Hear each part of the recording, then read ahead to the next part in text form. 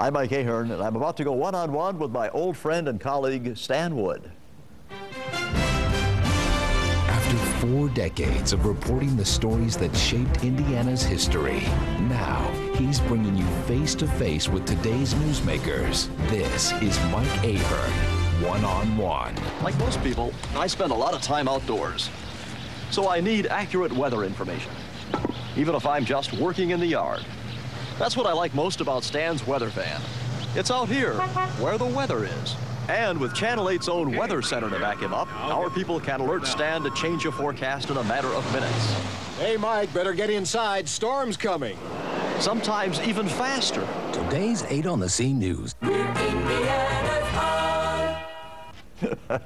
That's how we did things back in the day. I'd be out chopping wood and you drive by with the weather. Way back. Stan, it's so good to see you again. And it's a pleasure to be here with you, Mike. Remember those promos we did? We did quite a few of those, and we're going to see those sprinkled throughout the program this evening. Hope you don't mind. Not at all. All that hair.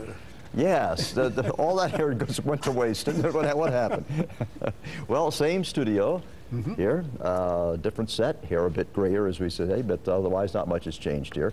At the end of every show, I ask viewers to suggest someone as would be a good guest for the future, and on every, and I mean this sincerely, on every response, your name is at the top of the list. Well, I'm amazed and flattered.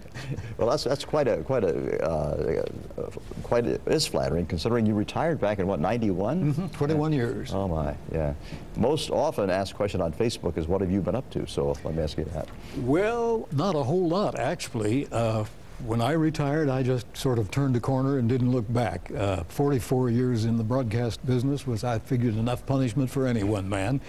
I've kept my aviation hobbies alive. I don't do any flying anymore, and I'm a little creaky in the joints to get down and get under and get oil splashing in my face. So of late, I've been doing some World War I research. I belong to the aviation historians of World War I aviation. And I've been making some replicas of what they used to, in the World War II called nose art, the pictures on the airplane, the pilot's personal pictures. I've been doing some of that and reading a lot and taking care of 2 acres of trees, which are in the process of dying because of our drought. And enjoying your grandchildren. Of course, 4 grandsons and a granddaughter-in-law. Oh, really? Yes. Congratulations. Well, you know, the thing about people on television, we are strangers as far as most people are concerned, but friends at the same time. It's kind of a strange dichotomy. So a chance for a program like this is to get to know the person on the screen, maybe for the first time. So let's go back, way back to Bloomington, Indiana. Stan Wood is born in Bloomington. You went to high school there? Actually born in Athens, Ohio, but, but grew up in Bloomington, so that's my hometown. And you went to IU? Oh, yes. Is that where you got your interest in broadcasting? Yeah, during my sophomore year, a small radio station, the first one in Bloomington, signed on, and I thought I'd go down and see if maybe they wanted somebody to change the ribbons on the teletype machine, sweep out. The program director said, well, you've got a fairly decent voice. Could you work a few hours a week? Yeah, sure. About a year later, he came to me and said, we're losing one of our full-time DJs. Do you think you could handle the full load at IU and work 40 hours here? I said, sure, let's try it. And they raised me from 50 cents an hour to a whole $1. I was on my way. Sounds like the way I started. The Korean War came along right about that time, and you went to war in Korea. What did you do over there? Okay, I was trained as a combat medic, so my first assignment was with the 807 6th MASH Hospital, like the one on TV. Sure. Well, not quite like the one on TV. But all the time, of course, I'd been telling everybody who would listen to me, hey, I'm a broadcaster. I've been in radio and TV. Let's do this. Finally, I managed to wangle a transfer to Armed Forces Radio. We had a little portable rig. There were 9 of us and a lieutenant. We operated out of a tent and 2 6x6 vehicles with a generator. And we had a ball. We were about 4 miles in front of the artillery and about a mile back of the main line of resistance. So we had the war going on all around you. We had a ringside seat for it. Tell me the story about the Korean young man who was an aide to you in that. Yeah, we had a couple of young Korean boys who were general factotums as far as mechanics and things with our outfit. And of course our culture was entirely different to them, but they were learning fast.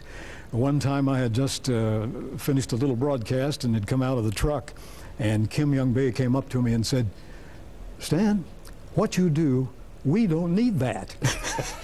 And my ego went. It was your first critic, too. I guess so, yes, and in Korean, no less. In North Korea.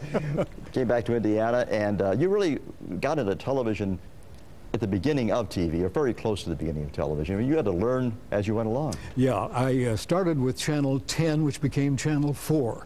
I did their first live, on-camera commercial for a fishing lure.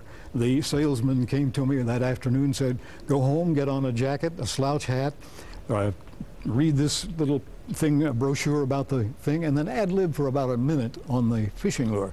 So I unscrewed it, put in a couple of fireflies to make it blink, and pinned it on my jacket, went on the air and ad-libbed for a minute and sold a few of them. Isn't that something? Yeah. Back in also, I want to talk, and when we come back, about a commercial that, well, didn't almost get you off the air, but pretty close, right after this with Stan Wood, our special guest.